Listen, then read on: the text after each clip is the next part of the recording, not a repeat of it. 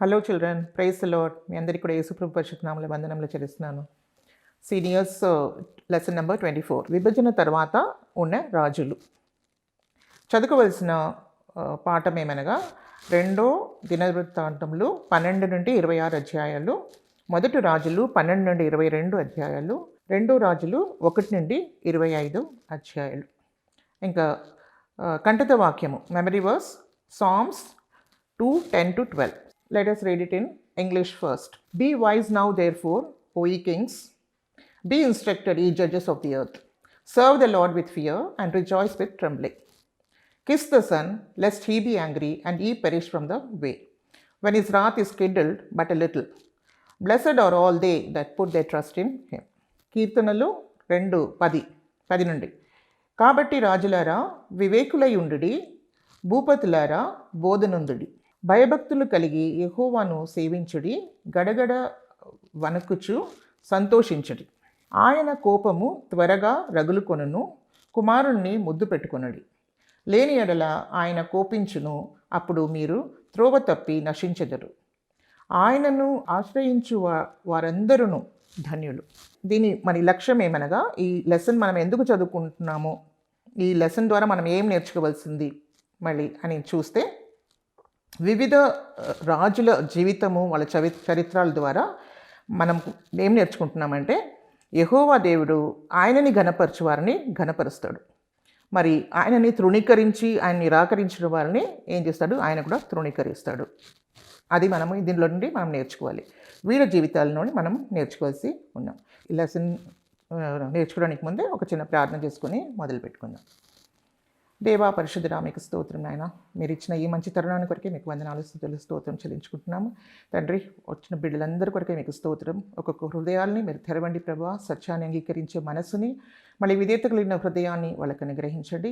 బిడ్డలందరూ కూడా ప్రభా మీ సత్యాన్ని గ్రహించి ప్రభా మిమ్మల్ని అంగీకరించి రక్షణ పొందడానికి, ఇంకా ప్రభా ఇదంతా కూడా ప్రభా మీ వాక్యం ద్వారా నేర్చుకోవడానికి, ఇంకా జయ జీవితం జీవించడానికి మీ కృప అనుగ్రహించి ఆశీర్వదించమని యేసు ప్రభు అతి పరిశుద్ధ నామంలో మేము ప్రార్థించి వేడుకుంటున్నాం తండ్రి. ఆమె. స్తోత్రం, దేవునికి స్తోత్రంలో. ఇప్పుడు మనము విభజన గురించి మనము నేర్చుకున్నాం. పోయిన లెసన్లో మనము సొలొమోన్ రాజు గురించి మనము నేర్చుకున్నాం. సొలొమోన్ రాజు ఎలాంటి వాడు? ఆయన చాలా జ్ఞానం పొందుకున్నాడు. ఇంకా దేవుణ్ణి ఆయనని ఎప్పుడైతే చిన్న వయసులోనే ఆయన రాజుగా అయినప్పుడు ఆయన దేవుణ్ణి అడుక్కున్న ఒక విషయం ఏంటంటే, దేవా మీ ప్రజలు ఎంతో గొప్పవాళ్ళు కాబట్టి నాకు కావలసిన జ్ఞానం ఇవ్వండి, మంచు చెడు తెలుసుకున్న జ్ఞానం నాకు అనుగ్రహించండి. నేను దేవుని దగ్గర ప్రార్థన చేసుకున్నప్పుడు దేవుడు ఆయనకి ఏమి ఇచ్చాడు? జ్ఞానం ఇచ్చాడు. ఇంకా అది కాకుండా ఆయనకు మంచి ఘనత ఇచ్చాడు, ఆయనకు మంచి ప్రతిష్ట ఇచ్చాడు. అన్ని విధాల్లో ఆయనకు జయం ఇచ్చి ఆయన ఐశ్వర్యవంతుడుగా ఆయన అయ్యాడు. సో ఈ విధంగా దేవుడు ఆయనకు అనుగ్రహించినప్పుడు అది ఆయన ఏం చేశారంటే, ఆయన దేవుని మందిరంని కట్టాడు. అంతవరకు బాగానే ఉంది. తర్వాత రాను ఏమైపోయిందంటే, ఆయన దేవుని నుండి దూరం అయిపోవడము, మరి స్వార్థం కొరకు జీవించడము, తన మహిమ కొరకై, మరి ఆయన ప్రసిద్ధి కొరకై ఆయన ఏం చేశాడంటే, ఆయన చాలా కార్యాలు ఆయన చేశాడు. ఏం చేశాడు? ఆయన చాలా ట్రేడ్ అండ్ కామర్స్ అంతా కూడా ఆయన విస్తరించింది. అప్పుడు ఆయన చాలా ఇంపోర్ట్ అలాంటివన్నీ చేశాడు. మళ్ళీ ఆయనకు ఎంత గోల్డ్ను, సిల్వర్ను అలాంటివన్నీ కూడా ఆయన ఇంపోర్ట్ చేసుకున్నాడు. సో ఈ విధంగా మనం చూస్తే ఆయన సొంత పేరు కొరకు, ఆయన ప్రఖ్యాతి కొరకు ఆయన ఏం చేశాడంటే చాలా కష్టపడినాడు. మరి చాలా కష్టపడాలంటే ఆయనకు కూడా చాలా డబ్బులు కావాలి కదా. ఆయనకు చాలా జ్ఞానం ఉంది. మరి ఆయనకు అనేక విషయాల గురించి ఆయనకు చాలా జ్ఞానము ఆయన పొందుకున్నాడు. కానీ ఆయన ఏం చేశాడు? మరి అదంతా చేసిన తర్వాత ఆయన ఏం చేసుకున్నాడు? దేవుణ్ణి మర్చిపోవడము జరిగింది. సో ఈ జ్ఞానం పొందుకొని మరి అది దుర్వినియోగం ఆయన చేసుకున్నాడు అనమాట. సో ఆయన కొరకు, సొంత లగ్జరీ కొరకు, ఆయన సౌఖ్యం కొరకు, ఆయన మహిమ కొరకు ఆయన ఏం చేసుకున్నాడు? అన్ని విషయాలు, ఆయన రాజభవనాలు కట్టుకున్నాడు. ఆయన అనేక అన్య స్త్రీలను చేసుకున్నాడు. ఎవరెవరిని చేసుకున్నాడు? ఆయన ఐగుప్తు రాజు అయిన ఫారో వాళ్ళ కుమార్తెని చేసుకున్నాడు. ఇంకా మోవాబు స్త్రీల్ని, మరి ఇంకా అమ్మోని స్త్రీల్ని, ఇంకా మనం చూస్తే సీదోనియన్ స్త్రీల్ని, అలాగ అన్య దేవతలు మొక్కే వాళ్ళని ఆయన చేసుకోవడం ద్వారా మరి వాళ్ళకు కూడా భవనాలు కట్టించి, గుడిలు కట్టి, మరి వాటికి కూడా ఆయన ఏం చేశాడు? ఐడల్ వర్షిప్ కూడా ఆయన చేశాడు. ఆయన విగ్రహారాధన కూడా చేశాడు. అక్కడ వెళ్ళి వాళ్ళకి బలిలు కూడా అర్పించాడు. సో ఇంతగా దేవుడు ఆయనని 3 సారి ఆయనకు కనిపించి అన్నీ చేసిన తర్వాత కూడా ఆయన ఈ విధంగా పాపం చేసినప్పుడు దేవుడు 3వ సారి ఎప్పుడైతే ఆయనని దర్శించాడో అప్పుడు దేవుడు చెప్పాడనమాట, నువ్వు ఈ విధంగా నన్ను వెంబడించు, నా మార్గంలో నువ్వు నడవాలి, వేరే దేవతల్ని నువ్వు మొక్కడానికి నీకు వీల్లేదు. మరి నీ తండ్రి ఏ విధంగా జీవించాడో పరిశుద్ధంగా అంత మరి కూడా నువ్వు జీవిస్తే అప్పుడు నేను నీకు నీ నీ స్థాయిని, అంటే నీ రాజుగా ఉండేది నీ సంతతి అంతా కూడా నేను ఇస్తాను. లేకపోతే నేను కూడా ఏం చేస్తాను, నువ్వు కట్టిన ఈ టెంపుల్ ఉంది కదా, ఈ దేవుని మందిరము, ఆ మందిరం నుండి నేను విడిచిపెడతాను, మరి నీ రాజ్యం నుండి నీ దగ్గర నుండి తీసివేస్తానని దేవుడు చెప్పాడు. సో ఆయనకు వార్నింగ్ కూడా ఇచ్చాడనమాట. అది కూడా ఆయన చెప్పాడనమాట, ఇప్పుడే నీ సమయంలో అది జరగదు. ఎందుకంటే దావీదుని బట్టి, ఆయన నమ్మకత్వాన్ని బట్టి, ఆయన యథార్థతని బట్టి నీ సమయంలో అది జరగదు, కానీ నీ కుమారుడు సమయంలో అది జరుగుతుంది అని కూడా ఆయన చెప్పాడు. సొలొమోన్ ఏం చేశాడంటే ఇంకా చాలా బరువైన కాడిని వాళ్ళ ప్రజల మీద వేశాడనమాట. వేసి ఆయన పనులు చేయించుకున్నాడు, చాలా పనులు ఆయన కొరకు స్వార్థంగా అన్ని పనులు చేయించుకున్నాడు. అది కాకుండా ఆయన ఏం చేశాడంటే పన్నులు, అంటే ఆ పన్నుల వ్యవస్థ, దట్స్ ట్యాక్స్ సిస్టమ్ని కూడా ఇంట్రడ్యూస్ చేసేసి హెవీ ట్యాక్సెస్ని, పన్నులని వాళ్ళ దగ్గర నుండి వసూలు చేసి ఆయన సొంత కార్యాల కొరకు ఆయన వాడుకొని ఆయన గొప్పవాడు కావాలని ఆశించాడు. సో ఇదంతా కూడా మన లోకంనంతా కూడా అంత సంపాదించుకొని మన ఆత్మని మనం కోల్పోతే దానివల్ల ఏం లాభం అని దేవుని వాక్యంలో మనము నూతన నిబంధనలో మనం చదువుతున్నాం. యేసుప్రభువే ఆ విషయము చెప్పాడు.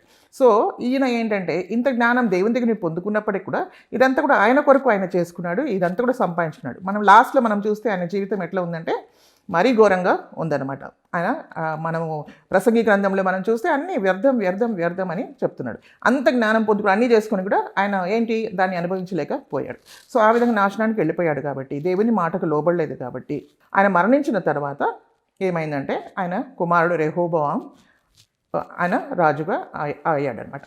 సో దాని ముందు ఏమైందంటే ఈ విధంగా ఆయన చేస్తూనే ఆయనతో ఐడల్ వర్షిప్, ఇంకా విగ్రహారాధన చేయడము, ఇంకా దేవునికి విరుద్ధంగా పాపం చేయడం, మనుషుల మీద చాలా బరువైన కాడి మోయడం ఇదంతా చేశాడు. కాబట్టి అక్కడ ఏంటంటే ఒక వ్యక్తి, యెరోబోయాం అనే ఒక వ్యక్తి ఉన్నాడు. ఈయనకు పనివాడే, ఆయన క్యాబినెట్లో పనిచేస్తే ఆయననే. సో ఆయన ఏం చేశారంటే ఎఫ్రాయిం గోత్రానికి చెందినవాడు, యెరోబోయాం ఆయన పేరు. సో ఇప్పుడు ఏంటంటే ముందు ఎవరు ఇశ్రాయేల్ ప్రజల్ని ఎవరు కానానికి తీసుకొచ్చారు? మోషే అక్కడి నుండి ఐగుప్తు నుండి విడిపించాడు, కానీ కానాన్ దేశంలో ఎవరు తీసుకొచ్చారు ఆయనని లీడ్ చేసింది? యెహోషువ కదా. ఇద్దరే, యెహోషువ కాలేబు మాత్రమే వచ్చారు. అక్కడి నుండి బయలుదేరిన వాళ్ళే యెహోషువ కాలేబు. సో యెహోషువనే వాళ్ళని ఏం చేశాడు, యుద్ధం చేసి మరి దేవునికి చాలా ఆయన ఏంటంటే చాలా వినయుడుగా ఉండి దేవుని ఆజ్ఞలంతా కూడా పాటించి మరి యుద్ధం చేసి యథార్థంగా అంతం వరకు కూడా ఆయన జీవించాడు. ఆయన ఏ గోత్రానికి చెందినవాడు? ఆయన ఎఫ్రాయిం గోత్రానికి చెందినవాడు. సో ఇప్పుడు ఏమైపోయిందంటే అందరూ కూడా తర్వాత న్యాయాధిపతుల కాలం అంతా అయిపోయిన తర్వాత కూడా ఇప్పుడు రాజులు వచ్చేసరికి ఇప్పుడు ఎఫ్రాయిం వాళ్ళకి ఏంటంటే ఒక గర్వం వాళ్ళలో లోపల ఉంటుందన్నమాట. ఏంటంటే యెహోషువ ఎవరు? ఆయన్నే మమ్మల్ని కానానికి తీసుకొచ్చాడు కాబట్టి మేమే నాయకత్వం వహించాలా. ఇప్పుడు ఏమైంది, దావీదు వచ్చినప్పుడు ఏమైపోయిందంటే ఎవరు ఇప్పుడు నాయకత్వం వహిస్తున్నారంటే యూదా గోత్రం కదా. దావీదు యూదా గోత్రంకు చెందినవాడు కాబట్టి ఇప్పుడు ఆయన రాజు అయిపోయాడు. ఇప్పుడు ఆయన నుండి సొలొమోను, ఇప్పుడు సొలొమోన్ నుండి ఇప్పుడు ఇంకా ఆయన కుమారుడు, ఆ విధంగా అవుతారని చెప్పేసి వాళ్ళు ఒకలాంటి అన్రెస్ట్, అంటే రెస్ట్లెస్నెస్ అనేది వాళ్ళు మొదలైందనమాట ఎఫ్రాయిం వాళ్ళలో. సో వాళ్ళకి ఏంటంటే మేము నాయకత్వం చేయకుండా ఇప్పుడు యూదా గోత్రం వాళ్ళు నాయకత్వం చేస్తున్నారు మన మీద అని చెప్పే ఫీలింగ్ వచ్చేసి, తర్వాత యెరోబోయాం అనేవాడు ఎఫ్రాయింకి చెందినవాడు కాబట్టి ఆయన ఏం చేశాడంటే సొలొమోనుకి విరుద్ధంగా ఆయన లేచాడనమాట. ఆయన తిరుగుబాటు చేసింది సొలొమోనుకు తెలిసిపోయినప్పుడు ఆయన ఏం చేశాడు తెలుసా, యెరోబోయాన్ని చంపివేయాలని ఆయన తొలగించుదామని ఆయన చంపివేయాలని అనుకున్నాడు. అప్పుడు ఆ మాట తెలిసిన యెరోబోయాము ఏం చేశాడంటే ఆయన ఇజ్రాయెల్ దేశాన్ని వదిలిపెట్టి ఐగుప్తుకు పారిపోయాడు. అక్కడ పోయి ఆయన దాచుకున్నాడు. హీ వాజ్ ఎన్ ఎగ్జైల్ అక్కడ. సో ఆయన ప్రాణాన్ని కాపాడుకోవడానికి. సో ఎప్పుడైతే సొలొమోను మరణించిన తర్వాత ఎవరు రెహోబోవాంని ఏం చేశారు ఇశ్రాయేల్ ప్రజలు, షెకెం అనే స్థలానికి తీసుకెళ్ళి ఆయనని రాజుగా పట్టాభిషేకం చేయడానికి తీసుకెళ్లారు. యెరోబోయాంకి తెలిసిపోయిందనమాట ఈ విధంగా మరి రెహోబోవాంని రాజుగా చేయబోతుందని తెలియగానే ఆయన ఏం చేశాడంటే ఆయన అక్కడి నుండి ఐగుప్తు నుండి ఇజ్రాయెల్ దేశానికి వచ్చేసాడనమాట. సో ఈ యెరోబోవాంకి దేవుడు ఆల్రెడీ అహియా అనే ప్రవక్త ద్వారా ఆయనకు ఆల్రెడీ ప్రవచనం ఉంది. దేవుడు ఆయనని రాజుగా చేస్తాడు, ఇశ్రాయేలుకు రాజుగా చేస్తాడు, 10 గోత్రములు ఈయన ఈయన ఈయన స్వాధీనంలో ఉంటుందని దేవుడు ఆల్రెడీ ఆయన ఐగుప్తుకు వెళ్ళిపోవడానికి ముందే దేవుడు ఆయనకు తెలియపరుచున్నాడు అనమాట. సో ఎప్పుడైతే సొలొమోన్ చనిపోయాడని తెలియగానే ఆయన ఏం చేశాడంటే ఆయన ఇక్కడ వచ్చి ఇజ్రాయెల్ దేశానికి వచ్చేసాడనమాట. వచ్చేసి ఇజ్రాయెల్ ప్రజల నుండి కొంత పెద్దల్ని అందరినీ ఆయన పోగు చేసుకొని రెహోబోవాము దగ్గరికి వచ్చాడు. రెహోబోవాము దగ్గరికి వచ్చి ఒక షరతు వాళ్ళు వేశారనమాట. ఏమని షరతు వేశారంటే, మేము మిమ్మల్ని సేవిస్తాం, కానీ మీరు ఒక పని చేయాలి. ఏంటంటే మీ తండ్రి మాకు చాలా బరువైన కాడి మా మీద మోసారు, ఆ కాడి మీరు తగ్గించాలి.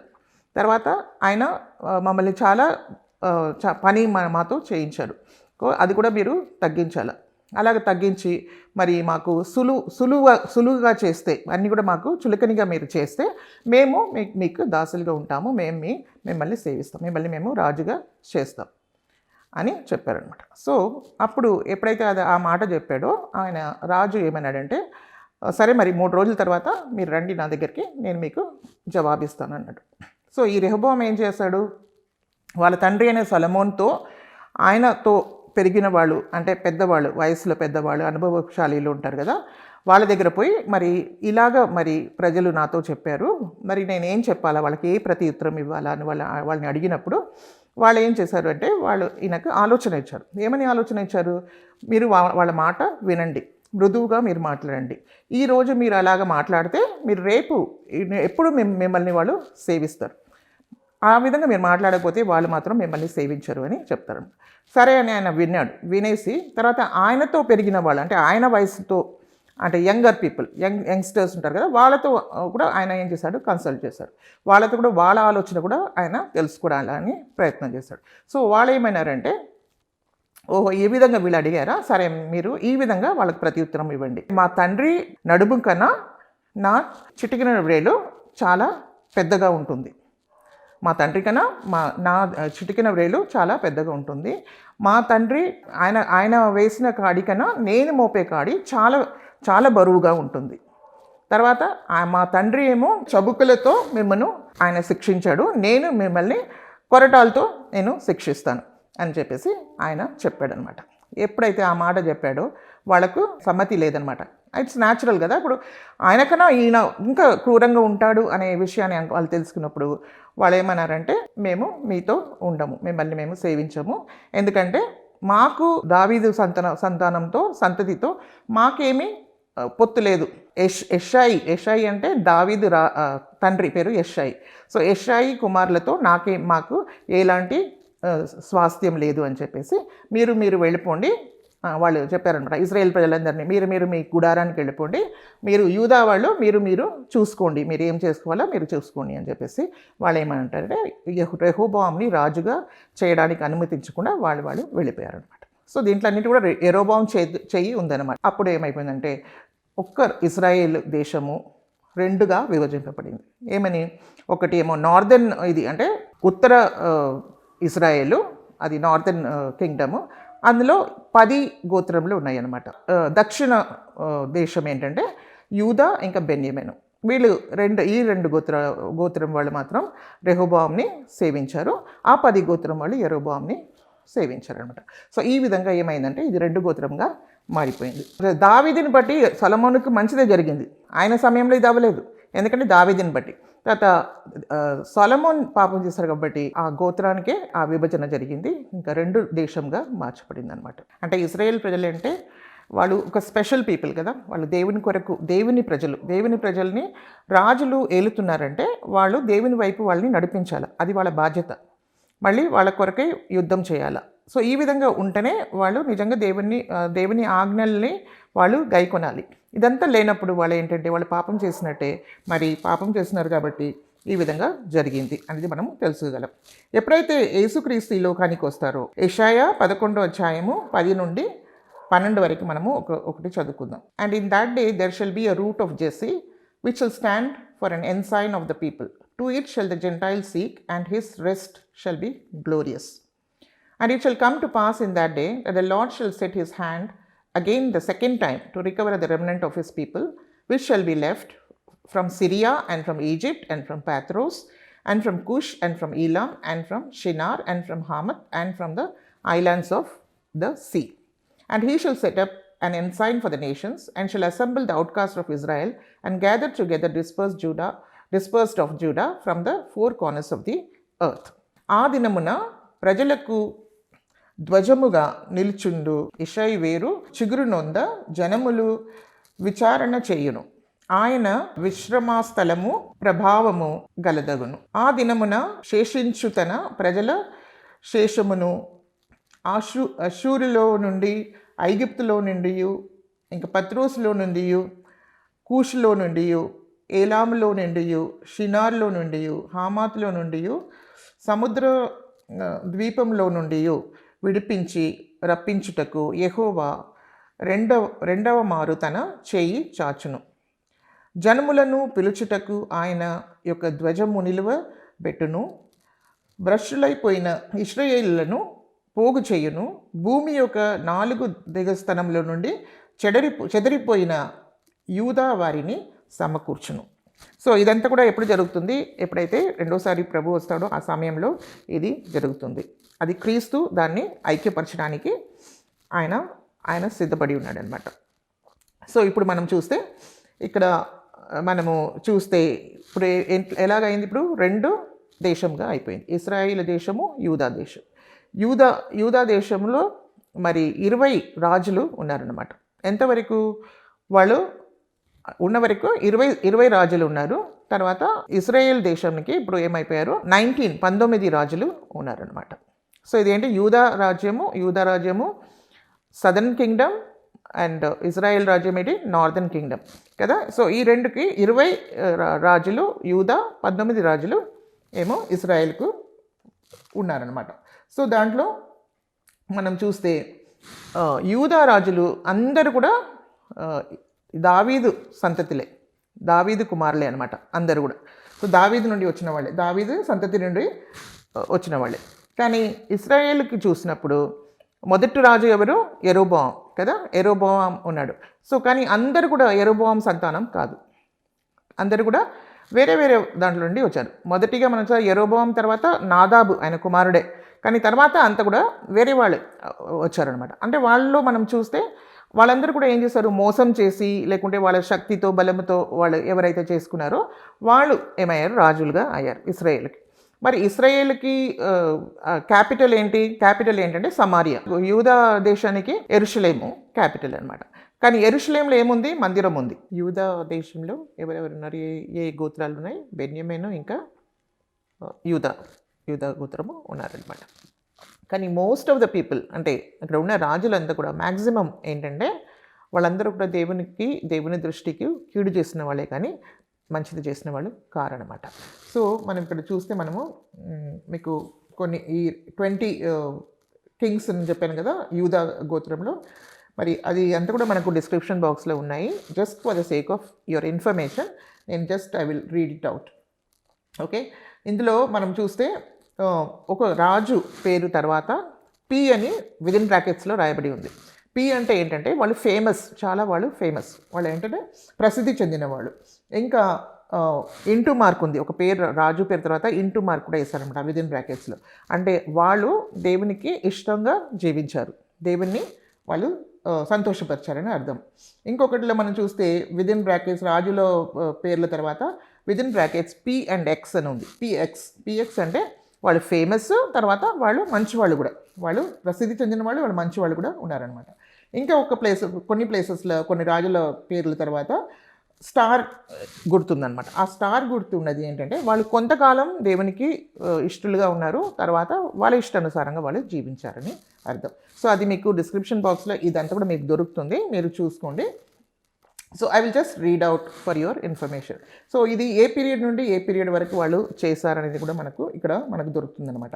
సో ఈ రాజుల పేరు మాత్రం నేను చదువుతాను, ఈ పీరియడ్ అంతా కూడా మీకు అక్కడ దొరుకుతుంది, మీరు చదువుకోండి, మీరు చూసుకోండి.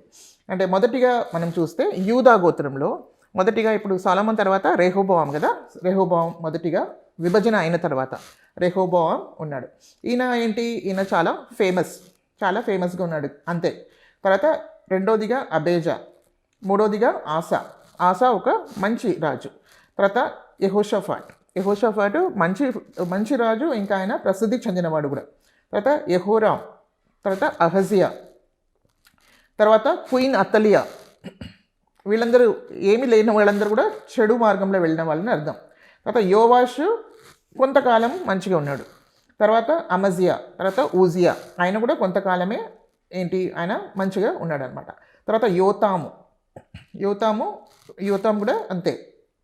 తర్వాత ఆహాజ్ అనేవాడు ఏంటంటే చాలా ఫేమస్గా ఉన్నాడు. హెజికియా ఈజ్ అ గుడ్ కింగ్.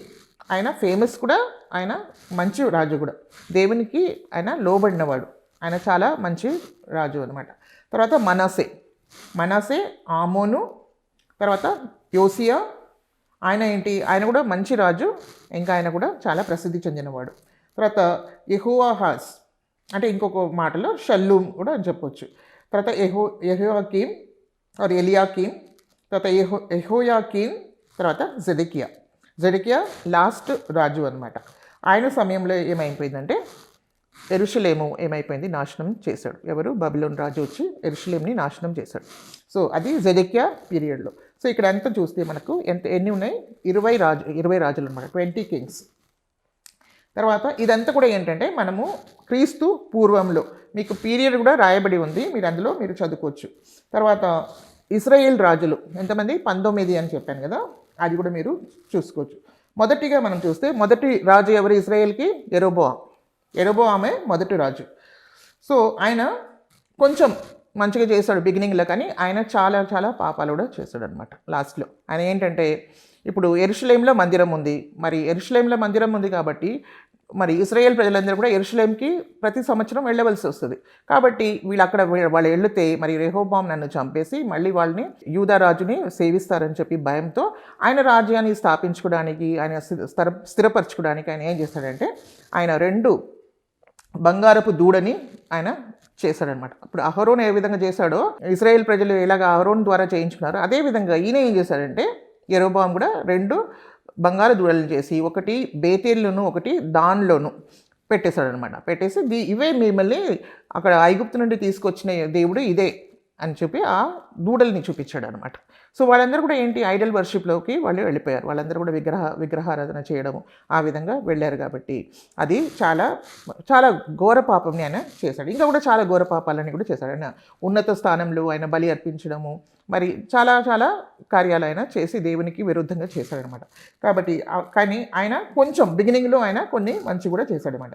దాని తర్వాత ఆయన కుమారుడైన నాదాబు రాజు అయ్యాడు. థర్డ్లీ బాషా, తర్వాత ఏలా, తర్వాత జిమ్రీ, తర్వాత ఓమ్రీ చాలా ఫేమస్.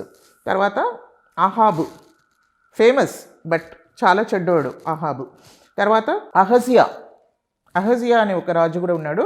మరి ఇందులో రాయబడలేదు, కానీ మీరు అహజియా కూడా రాసుకోండి. అహజియా ఆయన ఏ పీరియడ్ అంటే 850 to 849 BC ఆయన రూల్ చేశాడనమాట. తర్వాత యోరాము, తర్వాత జెహు, ఆయన కూడా ఫేమస్. తర్వాత జెహోవాహాజ్, తర్వాత యోవాష్, యెరొబోయాం 2 ఆయన కూడా ఫేమస్. తర్వాత జకరియా, షల్లూమ్, మనాహిమ్, తర్వాత పెకాహియా, తర్వాత తర్వాత హోషియా. వీళ్ళందరూ కూడా ఒక 19 కింగ్స్ అనమాట, 19 కింగ్స్. వీళ్ళందరూ ఎవరు, ఇశ్రాయేల్ కింగ్స్. దీంట్లో మనం చూస్తే ఒక్కడు కూడా మంచివాడు కాదు. అందరూ కూడా యెరొబోయాము సంతానం అయితే కాదు, డిఫరెంట్ పీపుల్ అని చెప్పాను కదా, కానీ ఒక్కడు కూడా సంపూర్ణంగా నడిచినవాడు కాదు. అట్లీస్ట్ యూదా దేశంలో ఉన్న వాళ్ళకి రాజుల్లో కొంచెం బెటర్. యూదా రాజులైన కొంతమంది నలుగురు దేవునికి లోబడినారు, దేవుని వాక్యానికి లోబడినారు. కానీ లాస్ట్కి వచ్చేసరికి జెడెకియా వాళ్ళందరూ కూడా చాలా పాపం చేస్తూ వచ్చారనమాట.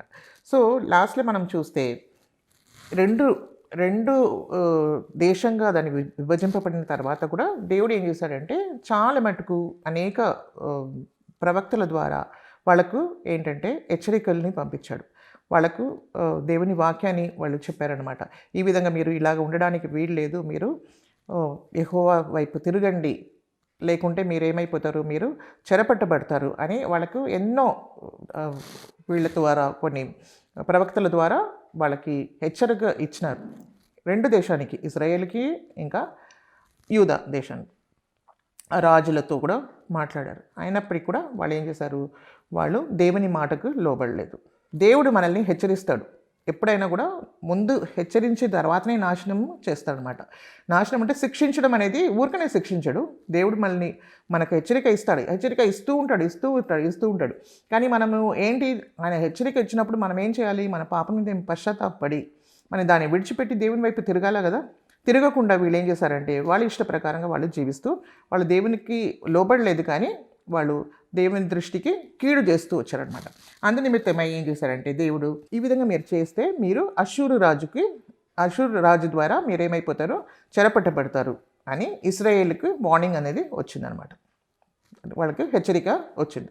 అష్షూరు రాజు అయిన షల్మెనెసర్ అప్పుడు వచ్చాడనమాట. షల్మెనెసర్ వచ్చి వాళ్ళ మీద యుద్ధం చేసి వాళ్ళందరినీ పట్టుకొని ఆయన ఎక్కడికి వెళ్ళిపోయారు, అష్షూరు దేశానికి తీసుకొని వెళ్ళిపోయాడు. సో అది ఏ సంవత్సరంలో అయిందంటే 721 క్రీస్తు పూర్వం 721లో ఆ విధంగా జరిగింది. సో వాళ్ళు దేవుని మాటలు వినకపోవడం ద్వారా ఆ విధంగా జరిగింది. సో మన జీవితంలో మనం చూస్తే మనం కూడా ఏం చేయాలి, మనం దేవుణ్ణి ఇప్పుడు ఐగుప్తు నుండి వాళ్ళు విడిపింపబడినారు నిజమే, కానాన్ని వాళ్ళు స్వాధీనం చేసుకున్నాడు. మరి దేవుడు వాళ్ళకి ఆజ్ఞలు ఇచ్చారు, ఇంకా మందిరాన్ని ఇచ్చాడు, అన్నీ ఇచ్చిన తర్వాత కూడా వాళ్ళు మరి ప్రవక్తలను ఇచ్చారు, ఇంకా ఏం కావాలి, ఇంకా అన్నీ ఇచ్చిన తర్వాత కూడా వాళ్ళు దేవునికి విరుద్ధంగా తిరుగుబాటు చేయడం ద్వారా వాళ్ళు ఏమైపోయారు, మళ్ళీ బానిసలు అయిపోయి వాళ్ళు ఎక్కడికి వెళ్ళిపోయారు, అష్షూరుకి వెళ్ళిపోయారు. సో వాళ్ళ గురించి మనకు తర్వాత వాళ్ళు రిటర్న్ అయ్యింది కూడా మనకు ఏమీ కూడా తెలియట్లేదు. సో దాని తర్వాత యూదా దేశం మాత్రం ఇంకా కొంచెం నడుస్తూనే ఉందన్నమాట. వాళ్ళు బానిసలు కాకుండా వాళ్ళు నడుస్తున్నారు. కానీ వీళ్ళు ఆల్రెడీ చెరవ పట్టబడినారు, ఎవరు, ఇశ్రాయేల్ ప్రజలు.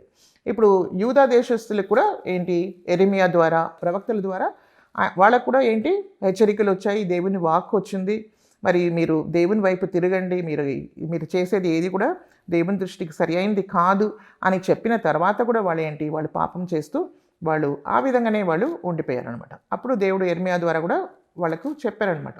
ఇక్కడ ఉన్నది యెరెమియా 25:11లో మనం చూస్తే ఈ విధంగా రాయబడి ఉంది. సో యెరెమియా ఈ విధంగా ప్రవచించాడు. And this whole land shall be a desolation and an astonishment and this nation shall serve the king of Babylon 70 years. యెరెమియా 25:11లో ఈ దేశమంతయు పాడుగాను నిర్జనముగాను ఉండును, ఈ జనులు 70 సంవత్సరములు బాబిలోను రాజునకు దాసులుగా ఉందురు అని దేవుడు ముందుగానే చెప్పారు. సో ఎన్ని ఇయర్స్ వాళ్ళు దాసులు అయిపోతారనే విషయాన్ని కూడా దేవుడు చెప్పాడనమాట.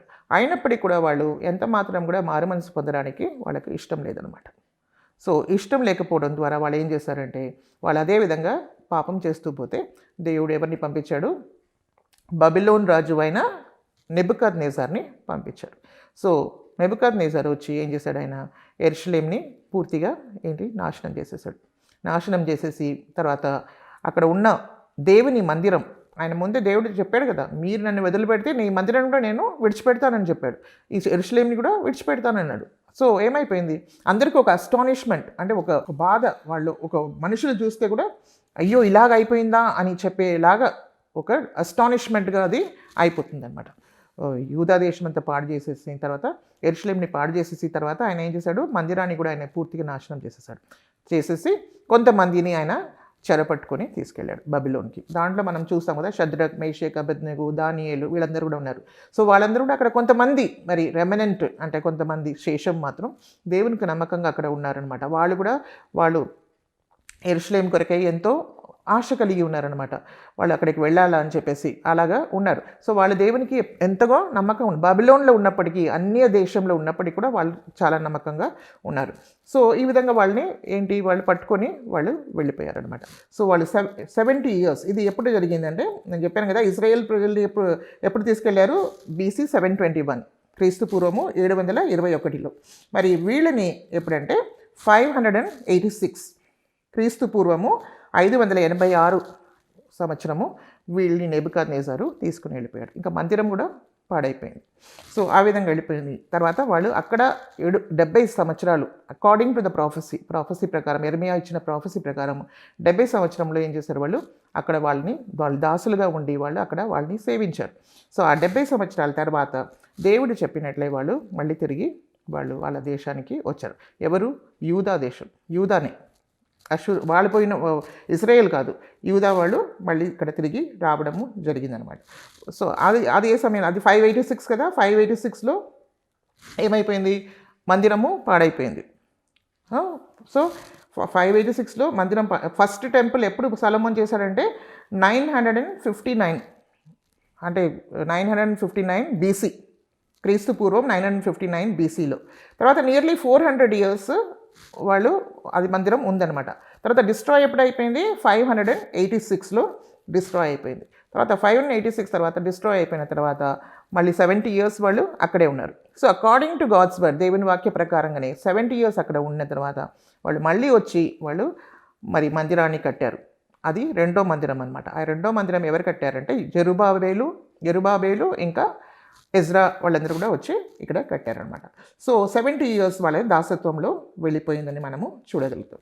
సో ఈ పీరియడ్లో ఈ రాజుల సమయంలో చాలా ప్రవక్తలను దేవుడు పంపిస్తూ వచ్చాడు.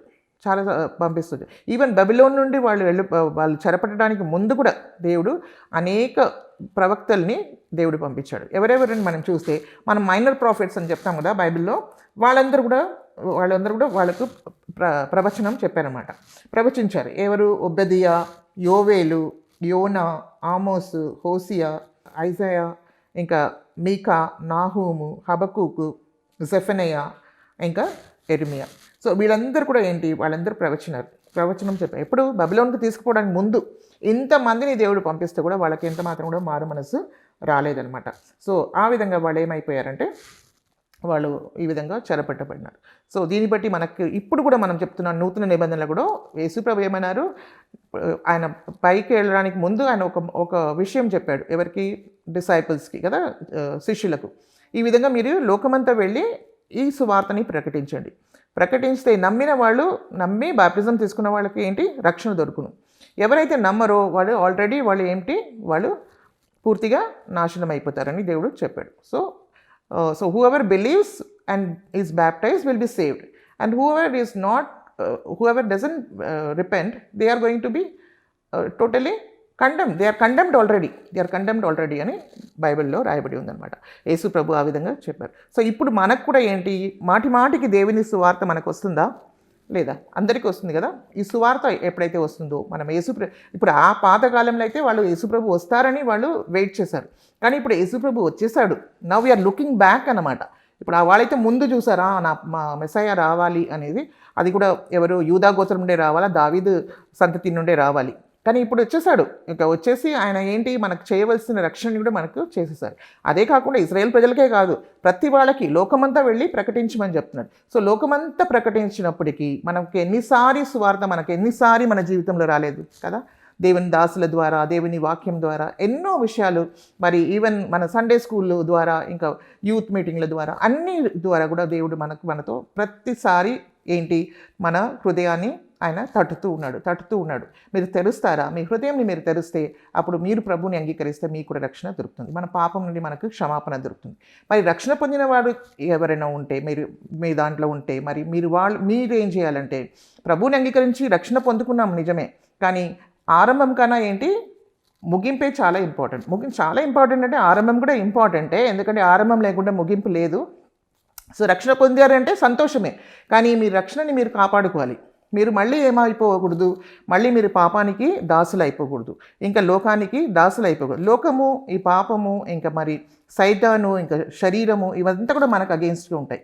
కానీ మనలో ఆత్మలో మనకు జీవం వచ్చినప్పుడు, ఎప్పుడైతే మనం రక్షణ పొందుకుంటామో, మనకు మళ్ళీ తిరిగి మనం పుడతామో, అప్పుడు మనకి ఎవరున్నారు మన పక్షంగా? దేవుడే ఉన్నాడు. దేవుడు మన పక్షంగా ఉన్నాడు కాబట్టి మనకు జయం ఇవ్వడానికే ఉన్నాడు అక్కడ. మనం దేవుని వైపు మనం చూసి ఆయన మీద మనం ఆధారపడితే దేవుడు మనకు జయమేస్తాడు. మనం దేవుని మీద ఆధారపడకుండా ఈ లోకం మనల్ని లాగుతూ ఉంటాయి కదా, lust of the I, lust of the flesh, pride of life అని నేత్రాశ, లోకపు డంబము, శరీర ఇచ్చలు ఇవంతా కూడా మనం లాగుతూ ఉంటాయి. కానీ దానికి మనం లోపడకూడదు. సైతాన్ ఎన్నో మనకు ఏం తీసుకొస్తాడు? శోధనలు తీసుకొస్తాడు. మనం అన్నీ చదివినాం కదా, యేసుప్రభు శోధనని ఏ విధంగా జయించాడు అవంతా కూడా మనం చదువుకున్నాం. ఏ విధంగా దేవుని వాక్యం ద్వారా, మరి దేవుని ఆత్మ ద్వారా ఆయన ఎన్నో అన్నిటి మీద జయం పొందాడు. మరి శరీరాన్ని మనం ఏం చేయాలా? మన శరీరము మనకు అగేన్స్ట్గా ఉంటుంది. మనం ప్రార్థన చేసుకోవాలనుకున్నప్పుడు, మనం ఎర్లీ మార్నింగ్ లేచి మనం ప్రార్థన అనుకున్నప్పుడు ఏమవుతుందంటే మనకు నిద్ర వచ్చినట్టు ఉంటుంది. మనకు శరీరానికి మనకు సౌఖ్యం కావాలి. ఇప్పుడు మనం చూసాం కదా, సొలొమోను ఆయన ఏమనుకున్నాడు? ఆయనకు మన సౌఖ్యం కావాలి, ఆయనకు లగ్జరీ కావాలి, ఆయనకు అన్ని లోక ప్రకారమైన విషయాలు కావాలి, పేరు కావాలి, ప్రఖ్యాతి కావాలి, కానీ ఆయన ఆత్మని ఆయన కోల్పోయాడు. సో మనం కూడా అలాగ చేయొచ్చు. మనకు ఇది కావాలా, అది కావాలా, ఇది కావాలా, ఈ లోక ప్రకారంగా మనకు గొప్ప అకంప్లిష్మెంట్స్ కావాలా మనం అనుకోవచ్చు. కానీ మన ఆత్మని మనం కోల్పోతే ఏంటి? సో ఏది ఫస్ట్, దేనికి మనం ఫస్ట్ ఇంపార్టెన్స్ ఇవ్వాలో దానికి మనం ఫస్ట్ ఇంపార్టెన్స్ ఇవ్వాలి. దేవుని వాక్యం ఏమంటుంది? దేవుని రాజ్యం, ఆయన నీతిని, ఆయన రాజ్యంని మీరు వెతుకుడి, అప్పుడు మీకేం దొరుకుతుంది? మీకు సమస్తం కూడా దేవుడు మీకు అనుగ్రహిస్తాడు. మన అవసరతలను దేవుడు ఇవ్వనని చెప్పలేదు కదా, మన అవసరతలను ఇస్తాడు. కానీ ఈ లోక ఆశల మీద మనం మనసుని పెట్టకూడదు. మనం దేవుని వైపే మన మనసుని పెట్టాలి. ఎంతో జాగ్రత్తతో మనం వెళ్ళాలి. ఏంటంటే మనము మధ్యలో ఉన్నాము. ఇప్పుడు ఈ లోకము ఏంటంటే మధ్యలో ఉంది. పైన పరలోకం ఉంది, కింద పాతాళం ఉంది. మరి మధ్యలో మనం ఉన్నాం. మనం ఏ దారిని మనము పట్టుకుంటాము, మన ఏ దారిలో మనం నడుస్తామనేది మనము చూసుకోవాలన్నమాట. సో మనము ఎప్పుడు జీవించవలసిన స్థలమే అది ఇంపార్టెంట్. సో యేసుప్రభుని మనం ఎప్పుడైతే అంగీకరిస్తామో మనకు నిత్య జీవాన్ని దేవుడు మనకు అనుగ్రహించి పరలోకంలో దేవునితో, దేవుని ప్రేమలో, దేవుని మహిమలో మేము సదాకాలము జీవిస్తాం. అదే మనం ప్రభువుని అంగీకరించలేదనుకోండి, మీరు మనసు మార్చుకోలేదనుకోండి, మేమైపోతాం? మనం నరకానికి వెళ్ళిపోతాము. ఏ స్థలం అయితే సైతాన్ కొరకు చేయబడిందో ఆ స్థలానికి మనం వెళ్తాం. అక్కడి నుండి మనం బయటికి రావడానికి వీలుండదు. ఇది కూడా నిత్యమే, అది కూడా నిత్యత్వమే. మరి నిత్య జీవం మనం నిత్యత్వంలో మనం ఎక్కడ ఉంటాం అనేది మనము ప్రతి వాళ్ళు కూడా ఆలోచించవలసిన అవసరం ఉందన్నమాట. సో ఈరోజు ఈ సువార్త మీకు వచ్చినప్పుడు ఎన్నో ప్రవక్తల ద్వారా వాళ్ళకి వచ్చింది, వాళ్ళు దాన్ని కేర్ చేయలేదు. కానీ మీరు హృదయాన్ని మీరు తెరిచి ఇప్పుడు మీకు దేవునికి అప్పగించుకుంటే దేవుని కృప సమృద్ధిగా ఉంది, దేవుని వాక్యం సమృద్ధిగా ఉంది, దేవుని మిమ్మల్ని రక్షించాలని కోరుకుంటున్నాడు. మీ హృదయంని తెరిచి ప్రభువుని మీరు అంగీకరిస్తే మీకు ఈ గొప్ప రక్షణ దేవుడు ఇవ్వాలని కోరుకుంటున్నారు. కాబట్టి రక్షణ పొందిన వాళ్ళు కూడా మీరు దేవునికి సమర్పించుకోండి. ఏదైనా తప్పు, మీ పాపము మీ జీవితంలో ఉందంటే ఆ పాపాన్ని వదిలిపెట్టుకోండి, పశ్చాత్తాపడండి, దేవుని వైపు తిరగండి. ఇంకా దేవుడు మీకేంటి మహిమ నుండి అధిక మహిమకు మరి మిమ్మల్ని నడిపిస్తాడు, సత్యంలోకి దేవుడు నడిపిస్తాడు. దేవుని ఆత్మ సిద్ధంగా ఉన్నారు, పరిశుద్ధాత్మ సిద్ధంగా ఉన్నారు, దేవుని వాక్యం మనకు ఉంది. ఇప్పుడు దేవుని సేవకులు ఉన్నారు. కాబట్టి మీరు దేవునితో సంబంధం కలిగి సమాధానంతో మీరు ఉండిన ఎడల మీకు దేవుడు ఏమిస్తాడు? నిత్య ఆనందంని దేవుడు ఇస్తాడు, సమృద్ధి అయిన జీవాన్ని దేవుడు మీకు అనుగ్రహిస్తాడు. మీరు గొప్పగా దేవుడు మిమ్మల్ని వాడుకుంటాడు. దేవుని కొరకు మీరు సాక్షులుగా మీరు నిలబెడతారు. మీకు అనేక విధమైన రివార్డ్స్ కూడా దేవుడు ఇస్తాడనమాట. సో ఆ విధంగా దేవుడు మిమ్మల్ని ఆశీర్వదించాలని కోరుకుంటున్నాడు. కాబట్టి ఇప్పుడు మీ హృదయాన్ని దేవునికి సమర్పించుకుంటే మీరు ఎంతో ధన్యులు. కాబట్టి మీరు హృదయాలను దేవునికి సమర్పించుకోవాలని నేను కోరుకుంటూ ఈ లెసన్ నేను కంప్లీట్ చేస్తున్నాను. చూసినట్లు సామ్స్ 2nd chapter ఏం చదివాము? 10 to 12 ఏం చదివాము? Be wise now therefore, O ye kings, be instructed, ye judges of the earth. Serve the Lord with fear and rejoice with trembling. Kiss the Son lest he be angry and ye perish from the way, when his wrath is kindled but a little. Blessed are all they that put their trust in him. ఎంత మంచిగా దేవుడు మనతో మాట్లాడారు కదా. ఇప్పుడు చూడండి, కాబట్టి రాజులారా, రాజులు ఎవరు? మీరే. మనమే ఒక్కొక్కరు రాజులుగా మనం మన సింహాసనంలో కూర్చున్నాం. కానీ యేసుప్రభు అయితే మనల్ని సిలువలో మరణించారు. మరి మనం రాజులుగా కాకుండా మనం ఏం చేయాలి? మనల్ని సిలువకు అప్పగించుకొని క్రీస్తుని రాజుగా మన హృదయంలో అభిషేకము చేసుకోవాలన్నమాట. ఇక్కడ ఉంది కదా, కాబట్టి రాజులారా అంటే మీరే. కాబట్టి రాజులారా వివేకులై ఉండుడి, భూపతులారా బోధనుందుడి, భయభక్తులు కలిగి యెహోవాను సేవించుడి, గడగడ వణుకుచు సంతోషించుడి. ఆయన కోపము త్వరగా రగులుకొనును, కుమారుణ్ణి ముద్దు పెట్టుకునుడి. ఆయన కోపము త్వరగా రగులుకొను. ఇప్పుడు మనకేంటి? ఇది కృపాకాలంగా దేవుడు మనకి ఇచ్చి ఉన్నాడు. సో ఆయన కోపము త్వరగా రగులుకొను, కుమారుని వెంటనే మీరు ఏం చేయాలి? ముద్దు పెట్టుకునుడి. అంటే యు కమ్ ఇన్, అంటే reconcile yourself with the Son. కుమారుణ్ణి ముద్దు పెట్టుకునుడి. ఎవరిని మనం ముద్దు పెట్టుకోవాలా? యేసుక్రీస్తుని మనం అంగీకరించుకోవాలి మన హృదయంలో. లేని ఎడల ఆయన కోపించును, అప్పుడు మీరు త్రోవ తప్పి నశించుదురు. లేని ఎడల ఏమవుతుంది? ఆ సమయము, కృపా సమయం మనం పాస్ అయిపోయిన తర్వాత ఆయన కోపించును, అప్పుడు మీరు త్రోవ తప్పి నశించుదురు. ఆయనను ఆశ్రయించు వారందరూ ధన్యులు. ఆయనని ఆశ్రయించు వారందరూ ధన్యులు. కాబట్టి ఇంత గొప్ప దేవుడు ఆయన చేయి చాపి మిమ్మల్ని అందరినీ పిలుస్తున్నారు. కాబట్టి మీ హృదయాన్ని దేవునికి ఇవ్వండి. ఆయన కౌగులలో మీరందరూ కూడా రావాలా, ఆయన ద్వారా మీరు రక్షణ పొందుకోవాలని దేవుడు కోరుకుంటున్నారు. కాబట్టి హృదయాలను సమర్పించుకొని మీరు ఆశీర్వాదం పొందుకోండి. కళ్ళు మూసుకోండి, ఒక చిన్న ప్రార్థన చేసుకుని ముగించుకోండి. పరిశుద్ధ తండ్రి, మీకు స్తుతులు స్తోత్రం నాయన. మీ గొప్ప దేవుడు ప్రభా, మీకు వందనాలు ప్రభా. ఎవరు కూడా నశించడం మీకు ఇష్టం లేదు కానీ నాయన, ప్రతి వాళ్ళు కూడా ప్రభా పాపం నుండి పశ్చాత్తాపడి నాయన మీ శిలువలో మీరు చేసిన కార్యాన్ని నమ్మి విశ్వసించి మీరు మరణించి మా నిమిత్తం మరణించి మళ్ళీ తిరిగి లేచారని నమ్మి ప్రభా, హృదయంలో నమ్మి నోటితో ప్రభా మేము ఒప్పుకున్నప్పుడు మాకు రక్షణని మీరు దయచేస్తున్నారని ఎంత సులువుగా మాకు మీరు రక్షణ ఇచ్చి ఉన్నారు. కాబట్టి నాయన బిడ్డలు ఒక్కొక్క బిడ్డలను కూడా మీరు దీవించండి. దీని ద్వారా వాళ్ళు నేర్చుకున్న విషయాలు ప్రభా పరిశుద్ధాత్మ ద్వారా వాళ్ళు నాయన రాయబడడానికి నాయన మీరు సహాయం చేయండి ప్రభా. వాళ్ళు అందరూ కూడా ప్రభా వాళ్ళ జీవితాలను మీకు సమర్పించుకొని ప్రభా నాయన మీ మార్గంలో మీ రాజ్యంలో మీకు ఇష్టలుగా జీవించడానికి వాళ్ళ జీవితాన్ని అర్పించుకోవడానికి మీరే వాళ్ళ హృదయంలో రాజుగా ఉండడానికి ప్రభా మీరు బిడ్డల్ని ఆశీర్వదించి దీవించమైన ఆయన మమ్మల్ని మేము బలమైన సమర్పిస్తూ యేసుక్రీస్తు అతి పరిశుద్ధ నామమున మేము ప్రార్థించి వేడుకుంటున్నాం తండ్రి. ఆమేన్.